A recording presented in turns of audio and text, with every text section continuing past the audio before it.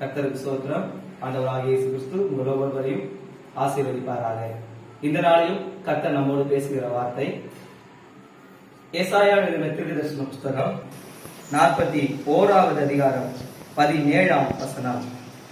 சிறுமையும் எளிமையுமானவர்கள் தண்ணீரை தேடி அது கிடையாமல் அவர்கள் நாவு தாகத்தால் வறடும் போது கர்த்தராகிய நான் அவர்களுக்கு செவி கொடுத்து இஸ்ரவேலின் தேவனாகிய நான் அவர்களை கைவிடாதிருப்பேன். இந்த நாளிலும் நம்முடைய ஆண்டவர் நம்மோடு பேசுகிறதான வார்த்தை, நான் உங்களை கைவிடுகிறது இல்லை என்று சொல்லுகிறார்.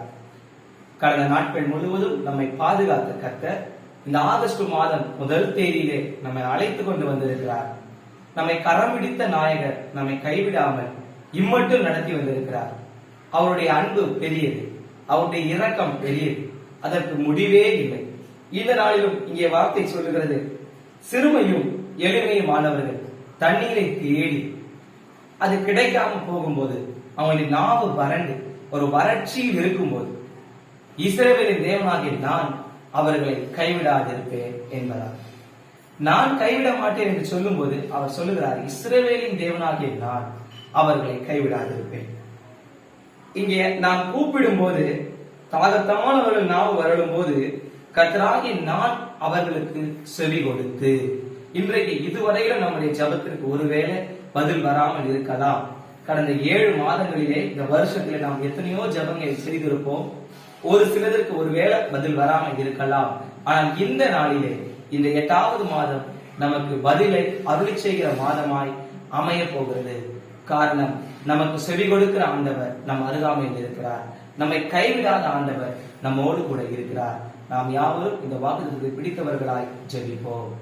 எங்களை அதிகமாய் நேசித்து வழி நடத்துகிற அன்பின் பரலோக பிதாவே, இந்த ஆசீர்வதிக்கப்பட்ட அப்பா புதிய நாளின் காலை வேலைக்காய் நன்றியோடு துதிக்கிறோம். அப்பா, கடந்த நாட்கள் முழுவதும் பாதுகாத்தீரே. இந்த 2024ஆம் வருஷத்திலே 7 மாதங்களை முடிக்க கிருபை தந்தீரே. 8வது மாதத்திற்குள்ளாக நுழைகிற எங்கள் ஒவ்வொருவருக்கும் ஆண்டவர் இயேசுவை கொடுத்த வார்த்தைக்காய் ஸ்தோத்திரம். சிறுமையும் எளிமையும் மாணவர்கள் தண்ணீரை தேடி அது கிடையாமல் தாகத்தானவர்கள் நாவு வரலும் போது இஸ்ரவேலின் தேவனாகிய நான் அவர்களுக்கு செவி கொடுத்து நான் அவர்களை கைவிடாதிருப்பேன் என்று வாக்கு கொடுத்தீரே. உடைய வார்த்தையின்படி எங்களுடைய ஜபங்களுக்கு நீ பதில் கொடுக்கிற அன்பிற்காக ஸ்தோத்திரம். நீர் எங்களை கைவிடாதபடி நடத்துகிற கிருபைகளுக்காய் ஸ்தோத்திரம். எங்கள் பிள்ளைகள் அந்தவரை இந்த நாளில் வசனத்தை கேட்ட ஒவ்வொரு பிள்ளைகளையும் நீர் கைவிடாதபடி இவர் நாட்களில் நடத்த போகிற தயவுக்காக ஸ்தோத்திரம். நீர் பாராட்டினுடைய மென்மைய மேலான இரக்கத்துக்காக ஸ்தோத்திரம். பெரிய காரியங்களை செய்வீராக. இந்த மாதம் அந்தவரே அற்பெரும் காரியங்களை என் இயேசு நீர் செய்கிற அன்பிற்காக ஸ்தோத்திரம்.